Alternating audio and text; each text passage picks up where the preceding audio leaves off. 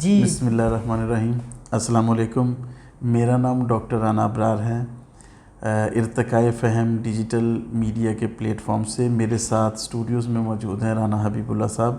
تو تقریباً پچھلے پورے ایک ہفتے کی خبریں ہیں وہ بھی آپ تک پہنچاتے رہے ہیں، اور آج سنڈے میں جو ڈیولپمنٹس ہیں وہ آپ کے سامنے رکھتے ہیں۔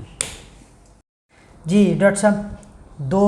میجر جماعتیں پی ڈی ایم کی جنہوں نے ساتھ نبھانے کے وعدے کیے آج دست و گریباں ہیں۔ ہاں اس جی، کے بارے میں کیا خیال ہے آپ؟ جی بالکل ایسے ہی ہے۔ نون لیگ کے جو اکثر رہنما ہیں پیپلز پارٹی کے رہنماؤں اور پیپلز پارٹی کی پالیسیز کے خلاف بیانات دے رہے ہیں۔ اس سلسلے کی اصل کڑی یہ ہے کہ نون لیگ بھی مختلف دھڑوں میں تقسیم ہو چکی ہوئی ہے۔ جی اچھا، اس میں سے کچھ لوگ ایسے ہیں جو شہباز شریف صاحب کو وزیر اعظم کے روپ میں دیکھنا چاہتے تھے ہیں، اور کچھ ایسے ہیں جو نواز شریف صاحب کو وزیر اعظم کے روپ میں دیکھنا چاہتے تھے اور دیکھنا چاہتے ہیں بھی۔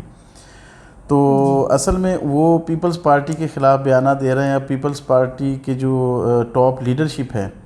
ایون بلاول بھٹو صاحب، انہوں نے بھی ڈیسائیڈ کیا ہے کہ اس طرح کے بیانات کو روکا جائے اور اسے CEC اجلاس میں لے جانے کا فیصلہ کیا ہے۔ اصل میں وہ کہتے ہیں کہ جو لوگ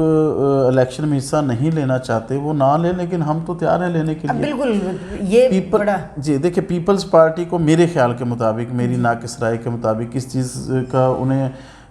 کنفرم ہو چکا ہے کہ ان کی حکومت صرف سندھ میں ہی رہے گی، باقی شاید وفاق، جی تو وہ اپنی اس حکومت کو ہی واپس لینا چاہ رہے ہیں۔ اور نون لیگ کے پاس تو دیکھیں پنجاب پہلے بھی نہیں تھا، پنجاب اب بھی نہیں ہے، اس لیے ساری لیڈرشپ اپنی وہ حکومت چھوڑنے کے اگلے ہی دن جا کے لندن بیٹھ گئی تھی۔ ان کے ہاتھ میں کچھ بھی نہیں ہے، اور مستقبل قریب میں کچھ ایسا لگتا بھی نہیں ہے کہ وہ کچھ کر سکتے۔ وہ کہہ رہے تھے بلاول صاحب کہ پہلے یہ کہتے تھے عورت کی حکمرانی جائز نہیں ہے، وزیر اعظم جو ہے وہ ایک خاتون نہیں بن سکتی، مسلمان یہ فضل الرحمان صاحب نے کہا تھا بلاول صاحب کے جو پچھلے 16 ماہ شریک حکومت رہ چکے ہیں۔ یہ دیکھیے، یہ اس حد تک یہ لوگ کھیلتے ہیں کہ فضل الرحمان صاحب کے خلاف بھی ہیں اور ساتھ 16 ماہ اقتدار کو بھی انجوائے کیا ہے انہوں نے۔ اچھا، اس کے بعد اب آپ دیکھ لیں نون لیگ کے ساتھ ان کے پرانے وہ بی بی شہید صاحبہ کی جو تصاویر کا معاملہ تھا، ان کو غلط ناموں سے یاد کیا جاتا تھا نون لیگ کی طرف سے۔ بالکل ایگزیکٹلی۔ تو یہ سارے پہلے ساتھ تھے، اب ان کے مفادات انہیں پتہ چل گیا کہ جو اب الیکشن آنے والا ہے، تو اب یہ ایک دوسرے کے خلاف بیانات دے کے لوگوں کی ہمدردیاں سمیٹیں گے اور اقتدار میں آنے کی کوشش کریں گے۔ پیپل پارٹی کے بلاول بھٹو صاحب کا ایک بیان آیا کہ یہ کندھوں پر لاشیں اٹھانے والی جماعت ہے، تو ہم جو ہے الیکشن سے نہیں بھاگ رہے، تو ہم نہ کبھی بھاگیں گے، جمہوریت کے حامی۔ سر بالکل ٹھیک ہے، کوئی شک نہیں کہ پیپلز پارٹی نے شہید ذوالفقار بھٹو کی صورت میں، شہید بی بی کی صورت میں قربانیاں دی ہیں، جانوں کے نذرانے دیے ہیں۔ لیکن سر یہ بیسیکلی بات یہ ہے کہ پچھلے 16 ماہ کو لیا جائے تو پیپلز پارٹی بالکل نون لیگ کے ساتھ بھی تھی، ایک ہی راستے پہ چلنے والے، ایک ہی ان کا سر، ان کی ایم، ان کا مقصد ایک ہی تھا، ٹھیک ہے سر۔ اس میں ان کو کوئی چیز نظر نہیں آتی۔ یہاں جب سیاست کرنے لوگوں میں بیٹھتے ہیں، اصل میں بلاول صاحب آج حیدرآباد میں ایک تقریب سے آغاز کر رہے تھے، وہاں پہ لوگوں کی ہمدردیاں سمیٹنے کے لیے کہ جب بھی ضرورت پڑی خاندانوں کی، لوگوں کی، آپ نے ہمیشہ کہ آپ کے خاندانوں نے ہاتھ تھاما ہے، پیپلز پارٹی کا ساتھ دیا، جمہوریت کو آپ نے ڈیریل نہیں ہونے دیا، بی بی نے عامروں کو للکارا، بھٹو صاحب نے عامروں کو، جبکہ بھٹو صاحب بھی بیسیکلی ایک عامر کی ہی پیداوار تھے۔ بھٹو صاحب کے دور کو بھی اگر دیکھ لیا جائے تو آپ کا مشرقی حصہ علیحدہ ہو جاتا ہے۔ اپنی انہوں نے ہٹ دھرمی سے کہ نہیں، ان کو گالیاں دے کے شیخ مجیب الرحمان صاحب کو، اور انہوں نے وہ کر، یہ دیکھیں یہ سیاست ہے، یہ اب تک سیاست کھیل رہے، روٹی کپڑا مکان کی سیاست بلاول بھٹو بھی کھیلے گا، بھٹو صاحب نے بھی کھیلی، شہید بی بی نے بھی کھیلی، نواز شریف بھی کھیلتا ہے، شہباز شریف بھی کھیلتے ہیں، یہ سب ایک جیسے ہیں۔ اس میں ہاں، اس باتوں کو سیریس لینے کی ضرورت نہیں ہے۔ ڈاکٹر صاحب حقیقت جو ہے ان سب کے برعکس ہے۔ بالکل ایسے یہ جب بھی الیکشن نزدیک آتا ہے تو ان کے جو ہے مائنڈ بھی چینج ہو جاتے ہیں، ان کی ایون کہ اسپیچز بھی یہ چینج ہو جاتی ہیں۔ لوگوں کی کلخانی پہ، لوگوں کی تعزیت پہ، لوگوں کی شادیوں پہ لوگوں کی رش لگ جاتا ہے، اور پھر جیسے ہی الیکشن ہوتا ہے ویری نیکسٹ ڈے یہ نظر بھی نہیں آتے، بالکل غائب ہو جاتے ہیں۔ لوگ آٹے کی لائنوں میں لگے ہوئے تھے تب بلاول بھٹو صاحب کہاں تھے، لوگ آٹے کی لائنوں میں کھڑے مر رہے تھے تب شہباز شریف صاحب کہاں تھے، لوگ آج بھی سفر کر رہے ہیں، بجلی کے بل پے نہیں کر رہے، تو اس وقت یہ سارے کا انہوں نے کسی بھی بندے نے خود سیکریفائز کر کے یہ نہیں کیا کہ سندھ میں اتنا عرصہ حکومت کی ہے آج بجلی کے بل اپنی جیب سے جمع کروا دیں، پنجاب میں نون لیگ اتنا عرصہ رہی ہے، انہوں نے آج تک یہ نہیں کیا کہ اپنی جیب سے نون لیگ لوگوں کے بل جمع کروا دے،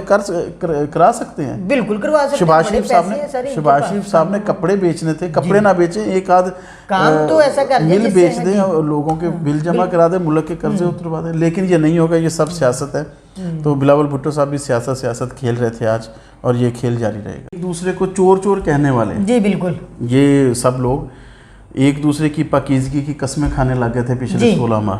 اچھا، اس کے بعد پوری ایمانداری سے انہوں نے وزارتیں تقسیم کی، یہ آپ کا حصہ، یہ اس کا حصہ، یہ اس کا حصہ، یہ اس کا حصہ، سب نے برابر مل کے پاکستان کا بیڑا غرق کیا اور خود انجوائے کیا اقتدار کو۔ بلاول بھٹو صاحب تو پاکستانی پہلی بار جیسے وزیر خارجہ بنے تھے کافی عرصے بعد تشریف لائے تھے، وہ گھومتے رہے تھے ایز اے وزیر خارجہ، اور ڈاکٹر صاحب یہی تو باتیں ہیں کہ کب ہماری عوام ان باتوں کو سمجھے گی۔ ان لوگوں کو دست و گریباں ہوتے بھی دیکھتے ہیں ہم لوگ، اور پھر ان کو اکٹھا ہوتے بھی دیکھتے ہیں، اور پھر ان کو الیکشن میں جب یہ ون کرتے تب بھی دیکھتے۔ جی، جماعت اسلامی کے نعیم الرحمان صاحب کا ایک بیان آیا سامنے، انہوں نے یہ کہا کہ پروجیکٹ بلاول جو ہے بند ہو چکے۔ رانا صاحب بند نہیں، وہ کہتے ہیں یہ فیل ہو گیا۔ فیل اس طرح سے ہوا ہے کہ پچھلے دنوں بلاول صاحب کا کہنا تھا کہ ہم 90 روز میں الیکشن چاہتے ہیں، بالکل، الیکشن کمیشن کی ابھی حلقہ بندیوں کے ایشوز چل رہے تھے، جی، تو اس کے بعد زرداری صاحب نے کل بیان دیا ہے کہ ابھی ہمیں پورا اعتماد ہے الیکشن کمیشن پہ اور حلقہ بندیاں ہونی چاہیے۔ تو نعیم الرحمان صاحب کا کہنا اصل میں یہی ہے کہ وہ ابھی بچہ ہے بلاول، ٹھیک ہے، اس کے ابا کچھ اور کہتے ہیں، بچہ کچھ اور کرتا ہے، تو ابھی بچہ ہے، سیاست میں اتنی بڑی بڑی باتیں نہ کریں، اور آبویس سی بات ہے کہ وہ کوئی بھی یہ نہیں چاہتا کہ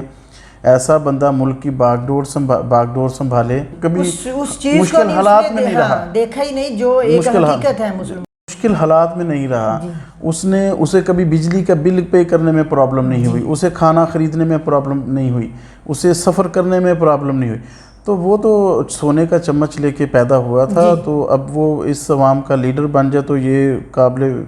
فکر بات ہوگی۔ جی، ویسے ڈاکٹر صاحب حقیقت یہی ہے، ساری جماعتوں کے اگر آپ حکمران دیکھیں تو کوئی ایسا بھی لیڈر نہیں ہے جو